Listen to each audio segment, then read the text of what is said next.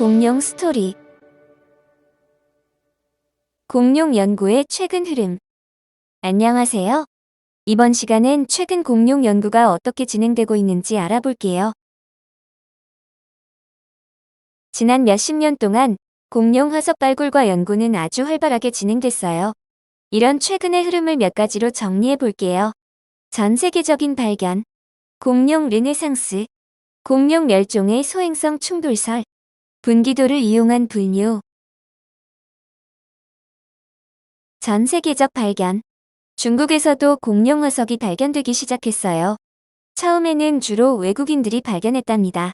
1917년 러시아 사람들이 만추로사우루스를 발굴했는데 이 공룡이 중국의 첫 번째 공룡이자 중국 공룡 연구의 출발점이 됐어요.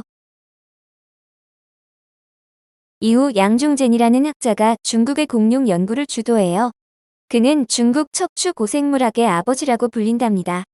양중젠은 루펜고사우루스, 유나노사우루스, 친타오사우루스, 마멘키사우루스, 키알링고사우루스 등 많은 공룡을 발견했어요.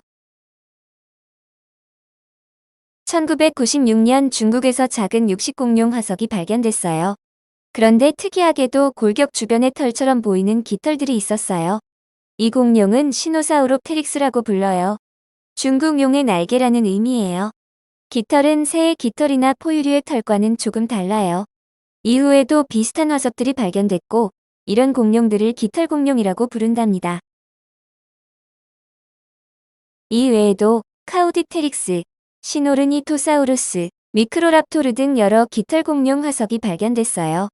하지만 모든 공룡에서 깃털이 발견된 것은 아니에요. 티라노사우루스를 깃털 있는 모습으로 그리기도 하지만 아직 화석이 발견된 것이 아니라 명확하지 않아요. 그동안 공룡 화석은 대부분 북반구에서 발견됐지만 1871년에는 인도에서 티타노사우루스의 화석이 발견됐어요. 이 화석이 남반구에서 발견된 최초의 공룡 화석이에요. 그런데 이상하지요? 인도는 적도 위쪽 북반구에 있는데 왜 남반구라고 할까요? 왜냐하면 공룡이 살았던 중생대에는 곤드와나 대륙의 일부였던 인도가 지구 남쪽에 있었기 때문이에요. 1970년 이후 아르헨티나, 브라질 등 남미 지역에서 헤레라사우루스, 에우랍토르 등 초기 형태를 포함한 많은 공룡 화석들이 발견됐어요. 특히 아르헨티나의 고생물학자 호세 보나파르트는 북반구와 다른 독특한 형태의 공룡들을 많이 발견했답니다. 호세 보나파르트가 발견한 아마르가사우루스는 척추의 신경돌기가 등 쪽으로 높게 솟아있고 아르겐티노사우루스는 북반구의 용각류들보다 더 컸어요. 척추 마디 하나가 거의 어른만큼 크답니다.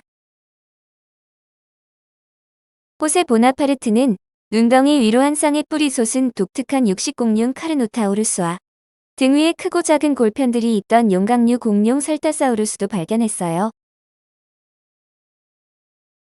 20세기 초 아프리카의 탄자니아는 독일의 식민지였어요. 독일의 기술자가 광맥을 찾다가 우연히 뼈 화석들을 발견했지요. 베를린 박물관에서는 곧바로 베르너 야는 씨를 책임자로 한 탐사대를 파견했답니다. 독일 탐사대는 브라키오사우루스, 드리오사우루스, 켄트로사우루스 등 4,300점에 이르는 엄청난 화석을 발견했어요.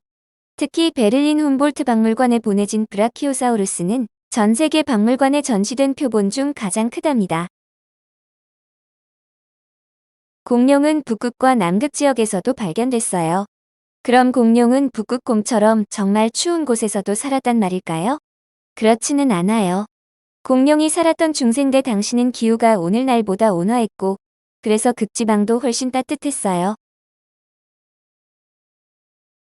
1960년 노르웨이와 북극 중간 지점 스피츠버겐 섬에서 조각류 공룡 발자국이 발견됐어요. 이후 공룡 발자국과 테스켈로사우루스 등 공룡 골격 화석이 알래스카와 북극권의 여러 지역에서 발견되고 있답니다. 남극에서도 1986년부터 많은 공룡 화석이 발견되고 있어요. 머리 위쪽으로 벼시 솟은 대형 육식공룡 크리올로포사우루스와 호주에서 발견된 민미, 무타브라사우루스 등이 널리 알려졌어요. 공룡 르네상스. 1970년대에는 공룡에 대한 사람들의 관심이 아주 커져요. 미국 학자 오스트롬과 그의 제자 베커는 공룡이 몸놀림이 둔한 냉혈 동물이 아니라 아주 활동적인 동물이었다고 주장했어요. 이런 학술 흐름을 공룡 르네상스라고 한답니다. 예일대학교의 오스트롬은 자신이 발굴한 데이노니쿠스가 매우 날렵하고 활동적인 동물이었고, 데이노니쿠스와 시조새의 골격을 분석한 후 소형 육식공룡이 현생 조류의 직접적인 조상이라고 주장했어요. 당시 이런 주장은 매우 충격적으로 받아들여졌답니다. 그의 제자 로버트 베커는 오스트롬의 주장을 더 발전시켜요. 데이노니쿠스는 수평으로 균형을 잡고 공중으로 뛰어오르면서 방향도 자유롭게 바꿀 수 있었다고 설명했어요. 집단 사냥을 했다는 주장도 했답니다. 공룡 르네상스는 많은 학자들에게 영향을 미쳤어요. 영국 학자 피터 골턴은 육식공룡뿐 아니라 나노사우루스 같은 초식공룡도 수평으로 몸통 균형을 잡았다고 주장했답니다. 공룡 르네상스와 깃털공룡의 발견으로 많은 학자들은 공룡이 현생 조류의 직접적인 조상이라고 주장해요. 카우디테릭스 같은 작은 육식 공룡들이 빨리 달리면서 자유로워진 앞 다리를 퍼덕이며 날 수 있게 됐다는 설명이에요. 하지만 반대 의견도 많답니다. 소행성충 돌설. 1980년대에는 소행성충 돌설이 주된 관심사였어요. 미국의 루이스 엘버레즈는 백악기 말에 거대 소행성 충돌이 공룡 멸종 원인이라고 주장했답니다.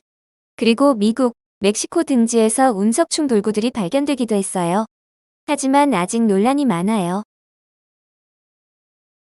분기도. 1990년대부터 공룡 분류의 분기도가 널리 사용되고 있어요. 독일의 빌리 헤니가 처음 제시한 분류법이에요.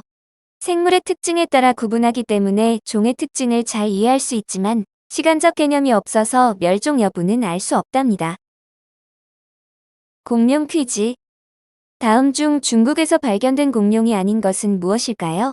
1번 루펜고사우루스, 2번 친타오사우루스, 3번 마멘키사우루스, 4번 무타브라사우루스.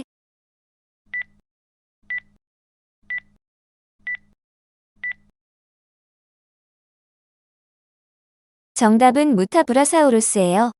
루펜고사우루스, 친타오사우루스, 마멘키사우루스는 중국 학자 양중젠이 발견했고, 무타브라사우루스는 호주에서 발견된 공룡이랍니다. 이번 스토리를 마칠게요. 다음 시간에 만나요. 감사합니다.